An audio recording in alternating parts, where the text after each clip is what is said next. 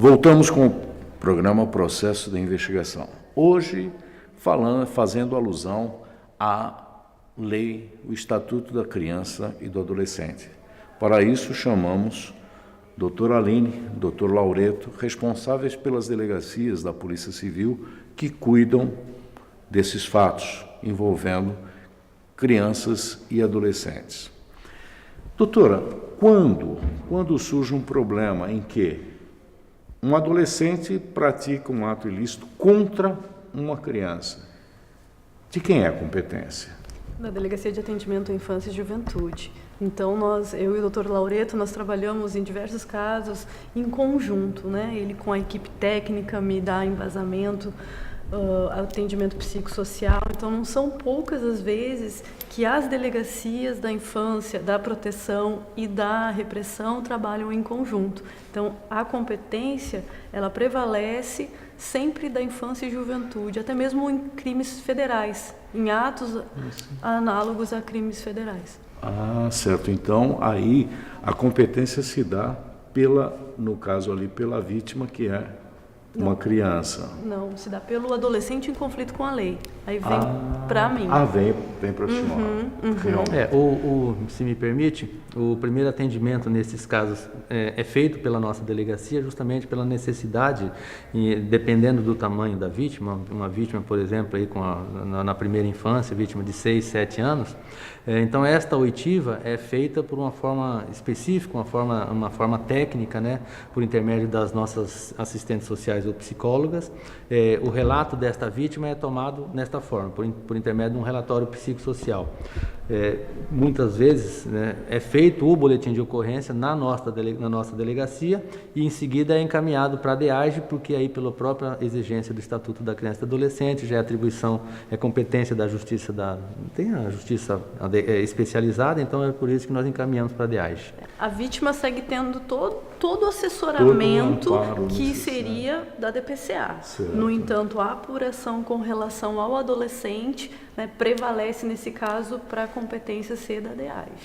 Doutor, no momento que nós vivemos um certo problema social, no qual a mãe, que era educadora, passou hoje a trabalhar fora, ia ter que deixar essa criança em creche, uma série de coisas, e nós notamos que deixaram para as escolas a parte educativa, não só de ensino, mas a parte educativa. Vocês que trabalham com isso no dia a dia, como é que vocês sentem a sociedade nisso? Que não só a família deixou a cargo da escola, mas do Estado como um todo, até mesmo com relação à polícia. Inúmeras vezes, isso é corriqueiro, as mães chegam, eu preciso que vocês façam alguma coisa, né? A gente não pode jogar toda a culpa nessa mulher, porque a mulher está sendo exigido muito dela. Ela tem que ser perfeita no trabalho, ela tem que ser perfeita de beleza, com várias jornadas, como uma mãe. Então, não há ser humano que aguente isso. Sim. E isso está desembocando na criação, nos filhos, porque não uma criança, uma pessoa em desenvolvimento, ela tem que ter uma atenção especial. E essa mulher cansada não consegue isso. Então, ela transfere para o Estado, na forma da escola, e transfere para o Estado polícia também. Rotineiramente, diariamente, nós recebemos mães para que nós ajudemos, de uma forma ou de outra, a dar um susto nele. Como assim dar um susto nele?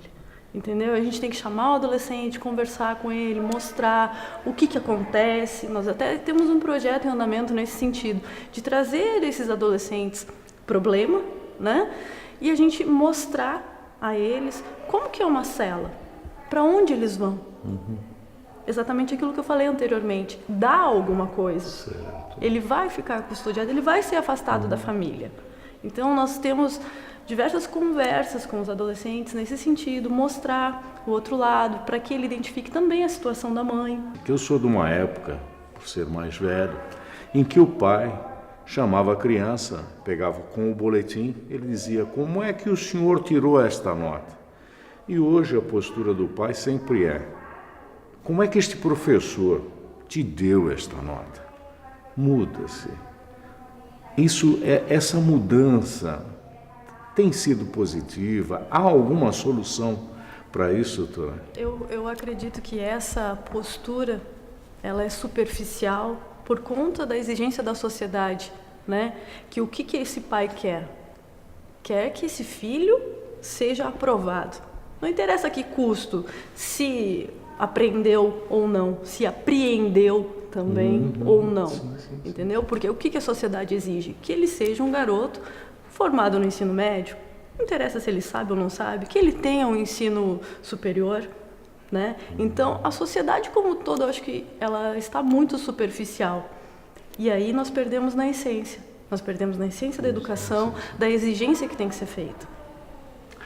Doutor Laureto, mudando um pouquinho o rumo da nossa conversa, doutor Laureto, nós sabemos que nas suas apurações, na delegacia, a palavra da vítima, no caso principalmente dos crimes sexuais, que na maioria parece que ocorrem dentro da própria família, a palavra dessa criança, qual o peso disso, doutor?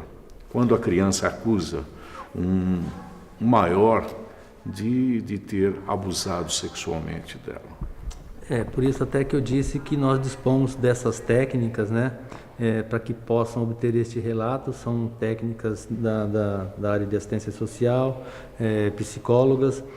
O peso é extremamente pesado, por assim dizer. Ela realmente é preponderante justamente em função disso. Não existem testemunhas de um abuso sexual. Já é difícil um testemunho, por exemplo, em relação a um estupro de uma mulher já adulta, muito menos com relação a uma criança. De fato, são crimes que acontecem no recinto do lar. Normalmente, quando esses crimes acontecem neste ambiente, encontra-se apenas o abusador e a criança. É claro que o relato da criança, apesar de ter este peso preponderante, ele vem acompanhado de outros fatores. Por exemplo, normalmente uma criança que seja vítima de qualquer tipo de abuso, qualquer tipo de violência, ela apresenta uma alteração de comportamento. Então, professores, os próprios pais, a mãe principalmente, percebe às vezes essa diferença de comportamento, essa alteração de comportamento. Às vezes até é por conta desse interesse dos pais, dos responsáveis, do educador, né, em noticiar essa alteração de comportamento que emerge esta informação com relação ao abuso. Então, normalmente, apesar de que não haja uma testemunha do fato propriamente dito, o relato desta criança vem atrelado a esse relato dessas pessoas que a cercam, os pais, a mãe, o professor. Nós vamos dar uma pequena interrupção e depois eu gostaria que o senhor conversasse um pouquinho e desse algumas orientações aos pais para que notassem isso. Daqui a pouquinho. Vocês não saiam daí, porque o nosso assunto está muito interessante e nós os aguardamos.